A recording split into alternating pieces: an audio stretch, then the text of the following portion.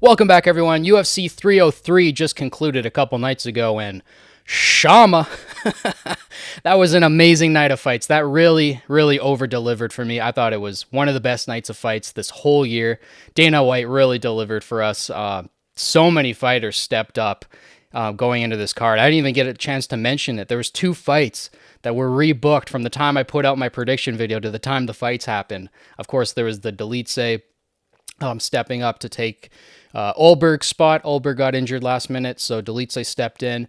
And just hours before the fights actually happened, Ortega pulls out. You know, he missed weight the previous day, and we're like, okay, I'll do it at 155. That's all right. And then he pulls out the day of, and somehow Dan Ige steps in, and they do it at 165, so 20 pounds heavier than what Lopez and Ige usually fight at, and 20 pounds heavier than what the original bout was scheduled at. And Ige, man, stepping in on hours' notice to go in there and fight a guy, that was one of the coolest things I ever seen. But we got lots to talk about today. I'm going to break down pretty much every fight because, like I said, this card was amazing. So don't forget to like and subscribe if you haven't already. And with that all out of the way, let's get into the breakdown. So let's kick it off with the first fight of the night. I'm going to go through all of the fights on the card because I thought every single fight was amazing. I'll go kind of quicker through the prelims, and then when we get to the main card, I'll spend a little bit more time talking about those fights. But the first fight of the night was Vinicius Oliveira versus Ricky Simón. Going into this fight, I had predicted Ricky Simón to win. I thought, coming off of 2 losses, he kind of needs a win right now. He's a hard fighter to call whether or not he's going to win or lose because he has a win over Merab, but then he'll lose to guys with pretty small names. So it's hard to call a Ricky Simón fight. He ended up losing to Vinicius Oliveira via decision. I thought Vinicius won every single round. I thought it was an absolute shutout, and it was a great performance by Vinicius Oliveira. So I'm excited to see what happens next with him. For Ricky Simón, that's 3 losses in a row, but you have a win over Merab. If Merab becomes champ, that makes that win look even better. So I don't know what we do with Ricky at this point. You guys can let me know in the comments what fight you'd like to see him have next. But next up was Ray Tsuruya versus Carlos Hernandez. And this was probably the greatest jiu-jitsu match I've seen in the UFC in years. It might be the greatest jiu-jitsu match I've seen, period, in a couple years. It was awesome. The third round was not as great. That was the round that Hernandez won. I thought Ray took the first 2 rounds. Hernandez took the third. Hernandez in that third round just kind of laid on top of him and used his heavy pressure and wrestling to not let Ray move. But in the first 2 rounds, Ray was incredibly active. I don't know how many twister attempts he had. It was like 4 or 5. And he is one of the most electrifying, one of the most creative ground fighters I've seen in quite a while. Like, I know there's, Chase Hooper and Bryce Mitchell, and there's some guys who are fun on the ground, but this Ray kid, I think he's a level above those guys. I think he's a serious problem. He just turned 22, which is crazy. Like, he's got a lot of future ahead of him, and that's a fighter to keep your eye on. So going into, fights in the future, I would definitely keep an eye on this kid. I think he's going to be a big problem for 125. Next up, we had Martin Buday versus Arlovsky. And going from watching a 22-year-old to a 45-year-old, that really showed in this fight. This fight was incredibly boring. I know I said every fight on the card was great, but I just like watching Arlovsky fight. It's pretty cool. He's been fighting since the year I was born, so that's 24 years. It's an incredibly long career. And yeah, after the first round, he looked incredibly labored, and Buday looked just as tired. And he's, 32. He's kind of like in his prime. But yeah, that was just not a fun fight to watch. It was pretty boring. There's a lot of hugging, a lot of booing from the crowd. And yeah, then we go on to the Jillian Robertson fight versus Michelle Waterson. And Jillian Robertson ends up beating Michelle kind of unanimously on all the scorecards. She just ended up getting the takedowns, and then once it went to the ground, that's kind of Jillian's domain. It sucked because this was Michelle Waterson's last fight, and she kind of, took her gloves off at the end. They did a little tribute to her. She was crying on Joe's shoulder. It was a sweet moment. Yeah, so that's it. It's bittersweet. It sucks when fighters retire like that. I've been watching her for like 9 years, so all the best to Michelle and her career outside of the octagon. It's too bad she couldn't get it done in her last fight. But the Canadian one, so that's good for me. And then we had Peyton Talbot versus the French guy. I'm not even going to try to pronounce his last name. Giannis, you guys know who it is. But that fight was all of 19 seconds. That was a very, very quick fight. Talbot is one of those prospects that, again, you got to keep an eye out for. Ray's a little bit younger, but Talbot, I think he's gonna shoot up the rankings quick because the way he's finishing very high level guys and his technique, man. That was the thing about this fight, was the technique on the 1-2 was so clean, so perfect, and he punched through his opponent. He punched like somebody who has that kind of confidence that, they can knock out anybody. If you have the confidence to knock somebody out, that it almost gives you like +4 power. I don't know if that makes any sense, but you can kind of imagine that with Conor McGregor, right? In his prime, when he was, calling the round and the method in which he would knock people out, he had a certain confidence about him that I think gave him like an added power. When he went to punch somebody, he would punch through you, not just to touch you, So I see that in Talbot a bit. When I see this kid fight, I see a confidence in his striking that he's ready to punch through your face. He's not here to just touch you, and get a decision. So this kid, and then on the mic as well, like I've never seen somebody so cool, so calm and collected after a fight. He really didn't mess up any words, no stuttering, no added ums or anything. Like, very well put together kid, very articulate. And I think that kid's going to be a superstar in this sport. He's only 25, so he's also very young. And man, he's got, I'm not going to say he's got insane power because we got to see as his career plays out, but he's got insane technique, very crisp and clean technique, and I can't wait to see how his career turns out. Next up, we had Jean Silva versus Charles Jourdain. This wasn't fantastic for me. I was obviously cheering for Charles going into this, being Canadian. And Jean Silva, I don't know why I'm saying it with a French accent. He's Brazilian. But Jean Silva absolutely dummied Charles Jourdain in the second round with a vicious uppercut, almost as vicious as the uppercut last weekend when Whitaker uppercutted Ikram. This one was nasty too. This was like a uppercut KO walk-off. It was pretty mean, but I gotta say, man, that Jean Silva, I don't know why I keep adding the French on there, but man, he's fun. He's a fun fighter to watch. He was awesome on the mic, the super nerds or whatever their team's called, putting the glasses on Joe. I thought that was just a lot of fun. So I'm happy for the guy. It sucks to see Charles lose, being a Canadian fan, but it is what it is. This just Jean Silva. I got to take the French accent off there. He's looking pretty fun, so keep an eye on him in the future as well. Then we had Andre Fili versus Cub Swanson. Now, I have to admit, I was a little bit in and out of the house at this point. I was kind of welcoming some guests over. Most people come around, for like the main card. They don't come around for the early prelims. But yeah, so for this one, I was just kind of in and out watching it, but it was a good fight. I thought it was very back and forth. Honestly, you could have called it either way. I could maybe see it for Cub, but like I said, I didn't see every second of the fight, so I don't want to, put anything out there. But it was a split decision for Andre Fili, and you guys can let me know in the comments if you guys were more attentive during that fight, who won that one, because it was a split decision. I'm not too sure if Cub had some more moments in there or how that went, but really exciting to see Andre Touchy-Fili win. I'm also a big fan of that guy. Both of these guys just have a style that I love watching. And this matchup, they could remake it next week, and I would be just as excited to watch the rematch. They can make this matchup every weekend, really. I love these two fighters. So going into the next fight, we had Joe Pyfer versus Marc-Andre Barrabo. Now, going into this, I was saying I want Barrio, whatever it is, to win because he's Canadian. And I don't really like Joe Pyfer, the way he comes off on the mic. Just that arrogance just leaves a bad taste in my mouth. So I'm not the biggest fan of him. But his fighting style is incredibly fun to watch. And, of course, it showed in this fight. So going into this fight, as the fighters were walking out, my cousin had just come over. And I told him, bet on this fight. Like, you should throw a bet on here. I'm not too bad with my picks most of the time, and I would say this is an absolute lock for first round KO. Like, if you want to make some money on this, put first round KO. Now, it was unfortunately too late for him to get his bet in, so he's a little bit upset. He's like, damn, I wanted to get a bet in for this fight. And then the fight happens, and Joe Pyfer just knocks him out completely clean in the first round.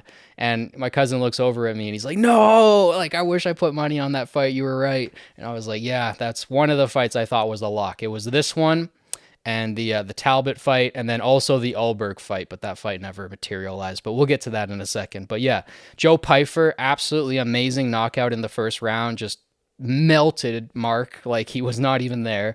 So we got to give Pyfer somebody higher in the rankings. I would love to see that fight with Bo Nickel someday. I think just kind of for the fact that they look a little similar. They look like they could be twins, but because the styles are so different. You got a knockout artist versus a wrestler. Obviously, I'm a big Bo Nickel fan, so I would love to see that fight eventually. I don't know if that's the fight to make right now, but Joe Pyfer definitely needs a big name after this because he melted Mark like he wasn't even there. And then getting into the main card.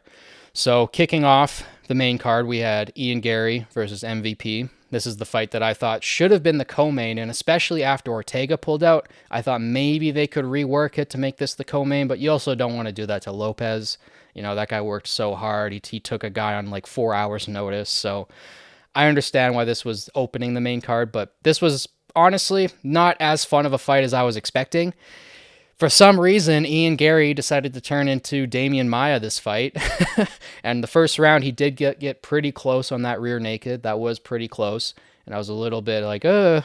And then the second round, I thought MVP won that round. And then the third round, I guess you can give it to Gary. I guess you have to give it to Gary because of the way the round played out. But again, like anytime it was on the feet, MVP was lighting him up. He was catching him with that right hand. And that right hand, man, that travels like a Milky Way galaxy's distance to get to its target. It travels far, but it gets there so fast. And you can't even really see it the way that he blades his stance.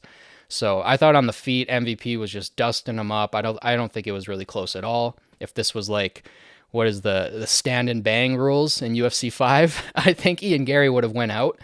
But yeah, props to him. You know, I'm not the biggest Ian Gary fan. Obviously, I think a lot of people don't really like Ian Gary, but props to him. He mixed it together. He did mixed martial arts, and he got some takedowns in there, and he climbed the back, and his jiu-jitsu didn't look too bad, to be honest. So he did what he had to do to get the win, and he's still undefeated, and it sucks because, you know, getting this win for MVP would have been huge for getting him a title shot next, and he's 37. He kind of needs a title shot now if he's going to get one at all, so yeah, it just sucks to see. I would like to see the fight ran back in a 5-round main event, but you know, it is what it is. Ian Gary won that one. So then we got Macy Chiasson versus Maria Bueno Silva. Again, I was kind of preparing food during this fight, so I was missing parts of it, but I did see the cut, and I thought, you guys can let me know in the comments if you guys disagree. We can have a little debate about it, but I think if the cut isn't directly affecting the vision, and if the fighter's giving you 2 thumbs up, like, hey, I'm good to go, I want to fight, you should let them fight no matter how big the cut is. Now, I understand that the cut was pretty big, and she was like spraying blood. Even Dana was saying that when she came up to her, she was spraying blood into Dana's face and mouth. But I don't know. I feel like in that instance, you should let it go. Maybe it's because I've seen some boxing fights with some worse cuts than that still go, but yeah, that really sucked because I had Silva going into that. I thought that was a winnable fight for her, even with the cut.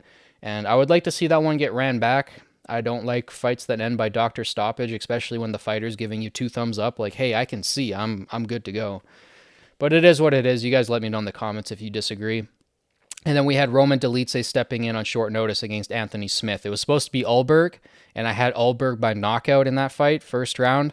I still would probably stand by that if that fight gets rebooked, but I did mention in the comments for my prediction video I had Dolidze round 1 submission. Looking back, pretty terrible call. You can't really take a first round submission for a guy who's coming in this short notice.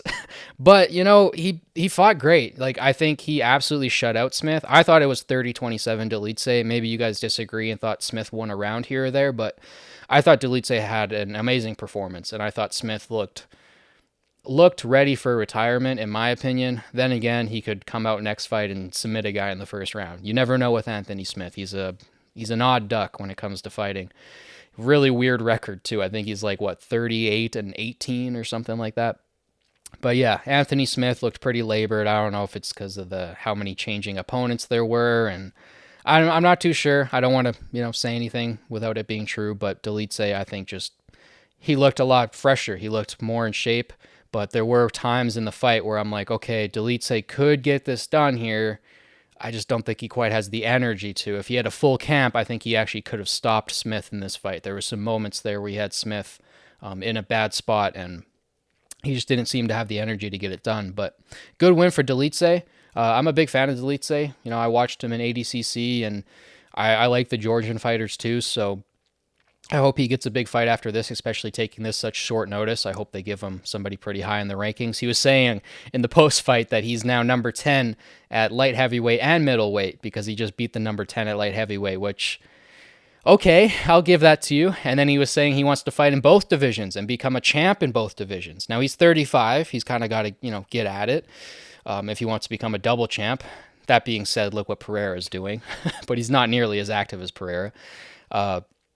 But I like it. I like Delitze fighting at both weight classes. I think because his grappling's so good, because he also has some striking, he can kind of mix it up both ways, that he probably could find some success even at light heavyweight. Now, how does a fight with him and Pereira go? I don't know. I don't even want to think about it. Let him get a couple more wins at light heavyweight first. But yeah, I'm happy for Delitze. He seems like a really cool guy too. So going into the co-main, we had 4 hours or 6 hours notice or something like that.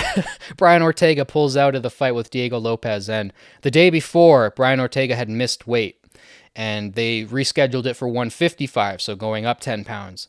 And then we hear the day of, I think I saw it like in some sort of chat online that, Ortega pulled out. And then I go like looking on Google and I can't find anything. And then on my screen comes up Diego Lopez versus Dan Ige. And I was like, 165 pounds? Like, what is this? Like an old fight? Like, is this a fight that I didn't know happened? Like, what's going on here? And then, yeah, I realized this is a catch weight belt, 20 pounds above what both of these fighters fight at normally, 20 pounds above what the original weight class was supposed to be for this fight. And yeah, Dan Ige is... There's a couple things to say about this fight. So I have to say, I'm not gonna like shit on Lopez because of that third round too much. But I do think that the way that this fight ended does take a little bit of steam off of his train. Now, I don't want to say that, overconfidently, because he did take this guy on like 4 hours notice and it was a completely different style. And, Hawaiians have great cardio. It's hard to prepare for that too. So I don't want to put too much stock into that. The first 2 rounds were obviously Diego Lopez. I thought he looked really, really good in those 2 rounds. But as the fight went on, now again, this could be because it was at 165, because there was changes of opponent. This could be a lot of things, but it looked like Lopez's cardio was giving out, and Dan Ige took over the fight. And I think he won that third round very decisively. I thought the Dan Ige round, the third round, was the most decisive round out of any round in the fight. Now, that's just my opinion. You guys can let me know in the comments if you disagree. But I think that shows a lot for Dan Ige. That shows that he's still at the top of the division. That shows that he's obviously an absolute warrior for taking this such short notice and being able to do that in the third round. But it also shows that I don't think Lopez is this world destroyer that we thought he was going into this fight. Because going into this fight, his last 3 were all under a minute and a half, and people were really hyped on this guy. They're like, oh, he's going to starch Ortega in the first round, and then he's going to get a title shot, and then he's going to beat Ilya. And I'm like, whoa. Let's focus on Ortega first. Hopefully that fight gets rebooked for the Sphere. That's what I'm hearing rumored. I hope that happens. That would be awesome for Mexican Independence Day as well. Diego fights in Mexico. Brian Ortega is like half Mexican, but let's see what Lopez does with Ortega first, because now going into this Ortega fight, I'm a little bit more, invested in my Ortega pick. Now, again, Ortega missing weight and then pulling out of the fight doesn't make me as confident in Ortega as I was going into the fight as well. So it kind of pulls my stock down on both Lopez and Ortega, just slightly, because again, very, very weird fight week. This played out very weird. But anyways, you guys can let me know in the comments what were your guys' thought on the Lopez-Ige fight. I thought it was very intriguing. I thought it, like I said, I don't want to put too much stock into it, but I thought it took a little bit of steam out of the sails of Lopez. But you guys let me know in the comments. And then we had the main event. The main event, going into that, man. I screwed my cousin up on that one. I told him to bet on Jiri because in the prediction video, as you guys might remember, in my prediction video, I had Pereira. I had it like 51-49 Pereira. I thought it's just so hard to bet against him. And the way he looked in his last fight, I was just going to slightly edge with him. But all the points that Hunter brought up were very valid. And the more I thought about them, the more I started to side with Jiri as the fight approached. So going into the fight, I was telling my cousin, I'm like, Jiri was winning the first round, and he was winning the second round of the first fight until he got knocked out. And he was Pereira might have been dealing with staph infection in the second fight. I don't know if those photos were true. I think that might have been a little bit of an overreach, but there were some photos going around that Pereira might have had staph on his chest or something. So there was a couple factors like that I was like, Jiri's got a 97% finish rate to Alex's 80%. He's got way more knockouts. He's been in the game longer. He does really good in rematches. Like I said, he lost to Bilal Mo, what's his name? King Mo. He lost to King Mo and then came back and then knocked King Mo out. So I thought with Pereira beating Izzy, coming back in the rematch and getting knocked out, maybe it would favor Jiri.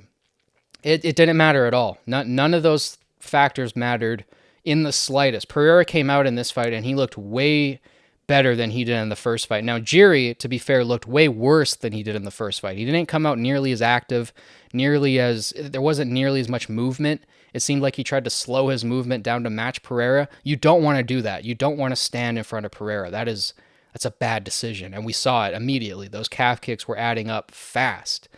And then end of the first round, close to a knockout, 5 more seconds, and that's a full knockout for Pereira. Start of the second round, you get like 10, 15 seconds in, and then that head kick. Whew. I haven't seen a head kick quite like that at light heavyweight for quite a while. That was a rude head kick. That could have been a walk-off KO if Jiri didn't have some semblance to lift his head up a bit, and then Herb Dean was like, okay, let him die. Go ahead and hit him like 10 more times, Pereira. Yeah, I thought it's funny, DC on the mic, like, Herb, stop the fight. But yeah, that was absolute obliteration, man. Pereira walked through Jiri like butter. Cut through him like butter. It wasn't even close. I thought that this was going to be, a really fun rematch. I thought maybe it was going to go 3, 4, maybe 5 rounds, and we're going to see a late fight KO.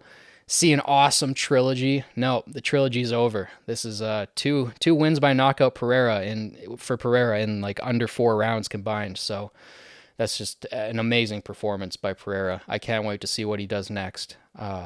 And that's another question. That's what I wanted to get to at the end of this video for you guys in the comments. I really want you guys to let me know what you guys want to see next from Pereira, because seeing some of the discussion online, it seems like people are pulled every which way. There's some people that want to see him fight Izzy, whether that's him going back down in weight. I don't think that's possible.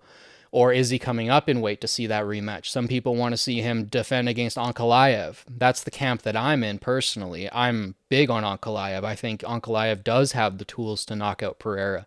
I think he has the tools to beat a lot of people. I think his only loss is, I hate saying that a loss is a fluke, because that's just mean to Paul Craig, but again, it's somewhat of a fluky loss there. A loss that I think he could easily get back in a rematch. So Ankalaev, I think he's a real problem, and that's the fight that I want to see next. But a lot of people, what I see the most people clamoring for is the heavyweight push to go up to heavyweight. But as many of you probably know, because you guys are fight fans, heavyweight's in a weird position right now. The Stipe John fight still has to be made. I'm not somebody who's going to like shit on John Jones and say that he's ducking Aspinall or he's holding up the division. The guy got an injury, the first in his career.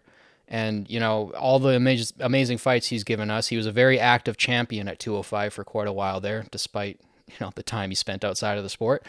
But I'm not mad at John. I think that this fight still needs to get booked. It's just weird because it's holding up the heavyweight title, and now we have a heavyweight title fight between Blades and Aspinall. That's a title defense for Tom for the interim belt. I've never seen an interim belt defended, but that's what's happening now in the heavyweight division, because we have 2 champions, 2 simultaneous champions. It's very weird. I could see both sides of the argument, so I'm not here to say, John's evading Tom or Tom needs to calm down because he hasn't really beaten anybody. So, it is what it is, but I think the fight everybody wants to see is Pereira and Jones. You guys can let me know if you guys would rather see Pereira and Tom, or you'd rather see Jones and Tom. But I think the fight to make is Pereira versus John Jones. Now, I don't want to get into it in this video because I will make this video way too long if I do.